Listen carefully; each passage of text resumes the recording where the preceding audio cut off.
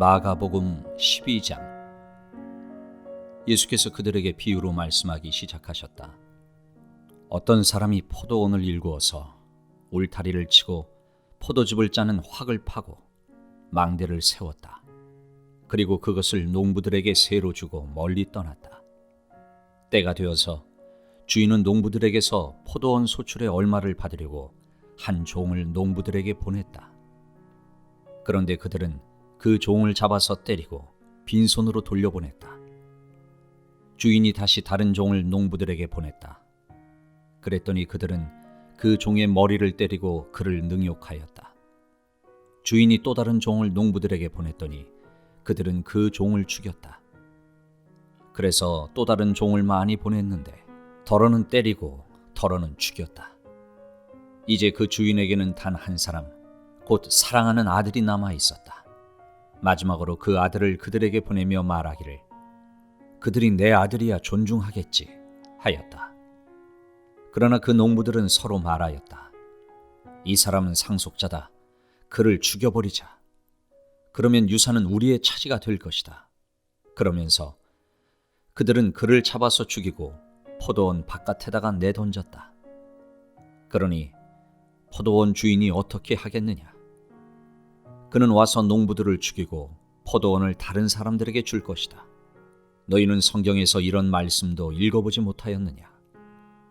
집을 짓는 사람이 버린 돌이 집 모퉁이의 머릿돌이 되었다. 이것은 주님께서 하신 일이요 우리 눈에는 놀랍게 보인다. 그들은 이 비유가 자기들을 겨냥하여 하신 말씀인 줄 알아차리고 예수를 잡으려고 하였다. 그러나 그들은 무리를 두려워하여 예수를 그대로 두고 떠나갔다. 그들은 말로 예수를 책잡으려고 바리새파 사람들과 헤롯 당원 가운데서 몇 사람을 예수께로 보냈다. 그들이 와서 예수께 말하였다. 선생님, 우리는 선생님이 진실한 분이시고 아무에게도 매이지 않는 분이심을 압니다. 선생님은 사람의 겉모습으로 판단하지 않으시고 하나님의 길을 참되게 가르치십니다. 그런데 황제에게 세금을 바치는 것이 옳습니까? 옳지 않습니까? 바쳐야 합니까? 바치지 말아야 합니까? 예수께서 그들의 속임수를 아시고 그들에게 말씀하셨다. 어찌하여 나를 시험하느냐?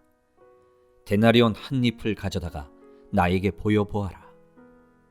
그들이 그것을 가져오니 예수께서 그들에게 물으셨다. 이 초상은 누구의 것이며 적힌 글자는 누구의 것이냐? 그들이 대답하였다. 황제의 것입니다. 예수께서 그들에게 말씀하셨다. 황제의 것은 황제에게 돌려주고 하나님의 것은 하나님께 돌려드리라. 그들은 예수께 경탄하였다. 부활이 없다고 주장하는 사두개파 사람들이 예수께 와서 물었다. 선생님, 모세가 우리에게 써주기를 어떤 사람의 형이 자식이 없이 아내만 남겨두고 죽으면 그 동생이 그 형수를 맞아들여서 그의 형에게 대를 이을 자식을 낳아주어야 한다 하였습니다. 형제가 7 있었습니다. 그런데 마지가 아내를 얻었는데 죽을 때 자식을 남기지 못하였습니다. 그리하여 둘째가 그 형수를 맞아들였는데 그도 또한 자식을 남기지 못하고 죽고 셋째도 그러하였습니다. 7이 모두 자식을 두지 못하였습니다. 맨 마지막으로 그 여자도 죽었습니다. 그들이 살아날 부활 때에 그 여자는 그들 가운데 누구의 아내가 되겠습니까? 7이 모두 그 여자를 아내로 맞아들였으니 말입니다. 예수께서 그들에게 말씀하셨다. 너희는 성경도 모르고 하나님의 능력도 모르니까 잘못 생각하는 것이 아니냐. 사람이 죽은 사람들 가운데서 살아날 때에는 장가도 가지 않고 시집도 가지 않고 하늘에 있는 천사들과 같다. 죽은 사람들이 살아나는 일에 관해서는 모세의 책에 떨기나무 이야기가 나오는 대목에서 하나님께서 모세에게 어떻게 말씀하셨는지를 너희는 읽어보지 못하였느냐? 하나님께서는 모세에게 말씀하시기를 나는 아브라함의 하나님이요 이삭의 하나님이요 야곱의 하나님이다 하시지 않으셨느냐? 하나님은 죽은 사람들의 하나님이 아니라 살아있는 사람들의 하나님이시다. 너희는 생각을 크게 잘못하고 있다. 율법학자들 가운데 한 사람이 다가와서 그들이 변론하는 것을 들었다. 그는 예수가 그들에게 대답을 잘 하시는 것을 보고서 예수께 물었다. 모든 계명 가운데서 가장 으뜸되는 것은 어느 것입니까? 예수께서 대답하셨다. 첫째는 이것이다. 이스라엘아, 들어라. 우리 하나님이신 주님은 오직 한 분이신 주님이시다.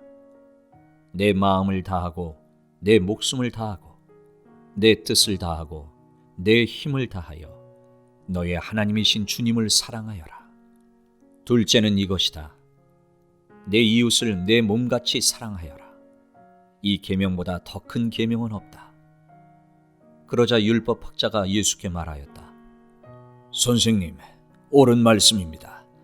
하나님은 한 분이시요 그 밖에 다른 이는 없다고 하신 그 말씀은 옳습니다. 또 마음을 다하고 지혜를 다하고 힘을 다하여 하나님을 사랑하는 것과 이웃을 자기 몸같이 사랑하는 것이 모든 번제와 희생제보다 더 낫습니다.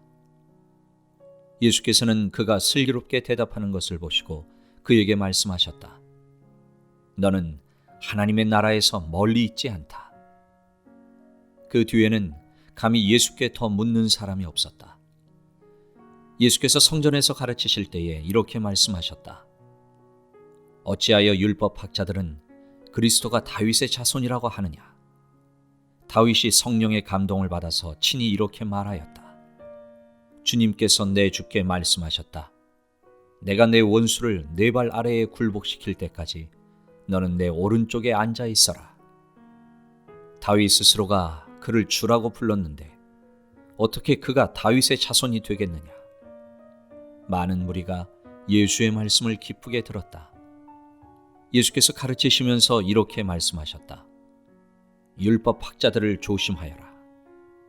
그들은 예복을 입고 다니기를 좋아하고 장터에서 인사받기를 좋아하고 회당에서는 높은 자리에 앉기를 좋아하고 잔치에서는 윗자리에 앉기를 좋아한다. 그들은 과부들의 가산을 삼키고 남에게 보이려고 길게 기도한다. 이런 사람들이야말로 더 엄한 심판을 받을 것이다. 예수께서 헌금함 맞은 쪽에 앉아서 무리가 어떻게 헌금함에 돈을 넣는가를 보고 계셨다. 많이 넣는 부자가 여럿 있었다. 그런데 가난한 과부 한 사람은 와서 렙돈 2닙, 곧 한 고드란 틀을 넣었다. 예수께서 제자들을 곁에 불러놓고서 그들에게 말씀하셨다. 내가 진정으로 너희에게 말한다. 헌금함에 돈을 넣은 사람들 가운데 이 가난한 과부가 어느 누구보다도 더 많이 넣었다. 모두 다 넉넉한 데서 얼마씩을 떼어 넣었지만 이 과부는 가난한 가운데서 가진 것 모두 곧 자기 생활비 전부를 털어 넣었다.